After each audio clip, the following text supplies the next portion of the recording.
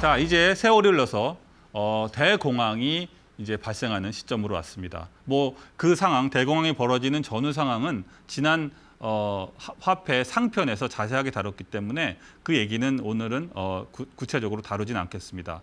중요한 것은 이 대공황을 거치면서 영국뿐 아니라 미국이 금본위제를 끝장냈다. 네, 이것이 중요한 부분이 되겠죠. 네, 그렇게 어렵게 구축한 금본위제가 대공황을 거치면서 이제 사라졌어요. 미국이 금본위제를 포기했다는 것이죠. 결국 이 상황, 영국과 미국이 특히 영국이 금본위제를 포기했다는 것은 이제 파운드 기반의 기축통화 시대가 종말되었다. 영국이 지배하던 영국이 세계 경제를 이끄는 그러한 시대가 끝났다는 것을 상징적으로 아니고 현실적으로 의미하게 됩니다. 그죠? 결국 이러한 기축통화 시스템의 종말은 자본주의 시스템의 실패를 의미하게 되는 것이죠. 왜 이것이 중요하냐? 결국은 화폐 시스템, 자유시장 경제가 주도하는 보이지 않는 손, 아담 스미스의 보이지 않는 손이 지배한다고 했던 그 자본주의 시스템이 정상적으로 작동하지 않는다는 그런 명백한 증거로 활용이 됩니다. 바로 그 시기에 등장한 것이 공산주의 국가죠. 그죠? 레닌의 볼셰비키 혁명이 성공을 하고 이어서 스탈린이 정권을 잡게 됐고, 그 과정에서 소비에트 연방이라는 새로운 형태, 지금까지 존재하지 않았던 새로운 형태의 국가가 탄생을 하게 되죠. 이것은 서구 자본주의 국가들에게 엄청난 공포로 다가오게 됩니다. 그런데 이러한 공포는 여기서 그치지 않습니다. 바로 파시즘 국가들이 부상이 되죠. 흥미로운 사실은 파시즘 국가들이 주장한 것은 사실은 반자본주의보다는 반공산주의 구호가 더 컸습니다. 그래서 파시즘 국가들이 반공을 외쳤기 때문에 서구 자본주의 국가들은 파시즘에 대한 저항감이 공산주의에 비해서 상대적으로 적었다는 거예요. 이것이 결국은 문제를 일으키게 됩니다.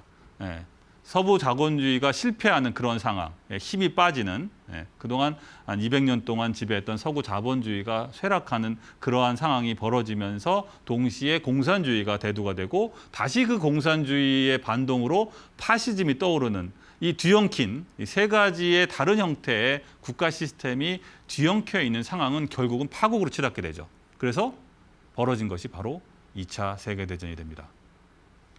2차 세계대전으로 전 세계가 전쟁터가 됐어요.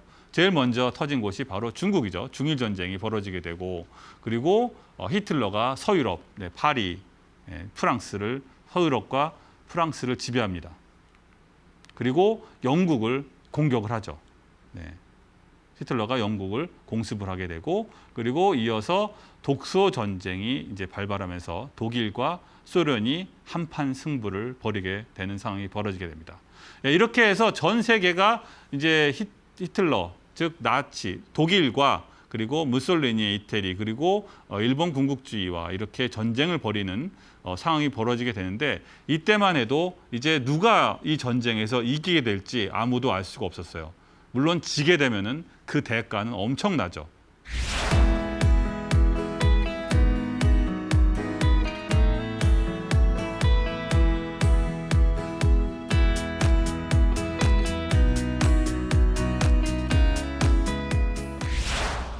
근데 중요한 것은 이때도 역시 물론 미국은 유럽 전장에 뛰어들 생각이 없었습니다.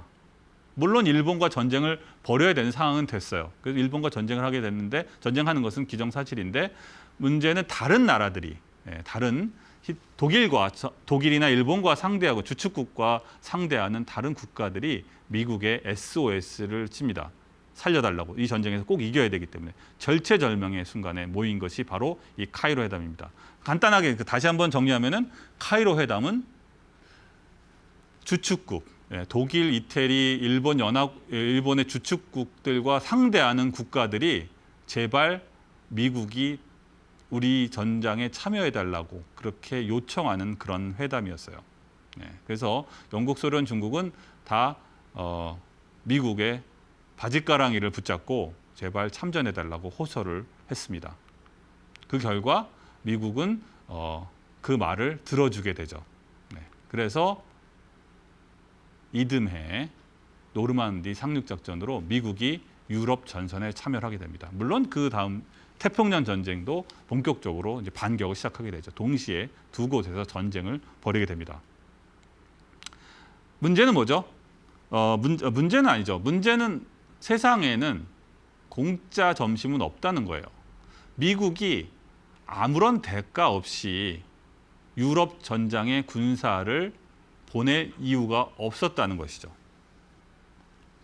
역으로 바꿔 말하면 카이로 회담에서 미국의 바짓가랑이를 붙잡았던 영국, 특히 영국이죠.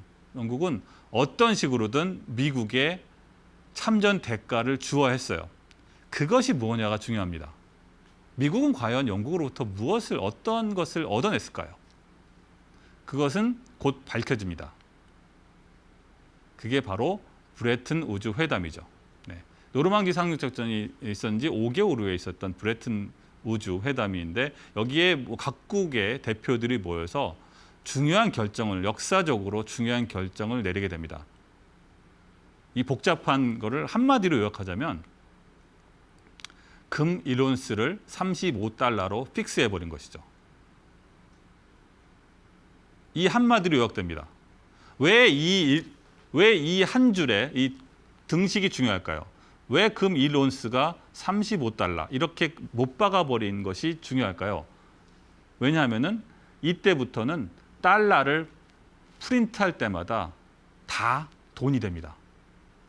그런데 이 상황에서 이렇게 되게 되면은 이제 명실공히 달러가 세계의 기축통화가 되는 것은 기정사실이에요. 이것은 변할 수가 없습니다. 그런데 그 상황에서 영국이 마지막 자존심을 거는 제안을 하게 됩니다. 그때 당시에 영국 대표로 참가했던 인물이 바로 케인즈입니다. 그 유명한 케인즈 학파, 그런 그 거시경제 그 경제학자였던 거시경제를 내밀었던 그리고 그 대공황을 구했다고 말하는 케인즈가 영국 대표로 참가해서 이러한 제안을 합니다. 절충안을 내놓죠. 이때 케인즈는 달러 체제로 가지 말고 이 시점에서 새로운 형태의 단일 통화인 방코르란 것을 하나를 창시하자고 주장을 합니다. 물론 케인즈의 이 이론은 지금 생각해봐도 훨씬 더 합리적인 그러한 제안이라고 볼 수가 있어요. 하지만 세상은 그렇게 합리적이지 않습니다.